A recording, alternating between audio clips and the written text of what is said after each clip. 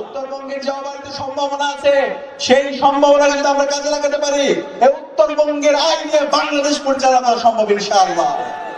দীর্ঘ 54 বছর 55 বছর ধরে সিন্ডিকেটের মাধ্যমে উত্তরবঙ্গের আমার কৃষকের ন্যায্য অধিকার থেকে বঞ্চনা করা হয়েছে।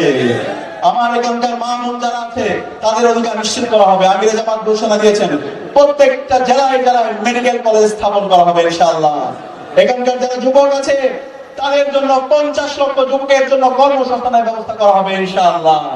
ইনশাআল্লাহ আমরা কথা দিচ্ছি, আমিরে জামাত মানবিক নেতা, আগামী রাষ্ট্রনায়ক, বাংলাদেশের মাটি ও মানুষের নেতা ডক্টর শফিকুর রহমানের নেতৃত্বে আগামী যে বাংলাদেশ হবে সেই বাংলাদেশ হবে ইনসাফের বাংলাদেশ।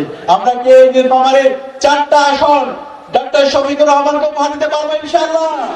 আমরা কি পারবো হামিদ আব্দুল মুত্তাকিম ভাইকে ব্যবহার করে বিজয় করতে ইনশাআল্লাহ? ইনশাআল্লাহ। ইনকিলাব জিন্দাবাদ।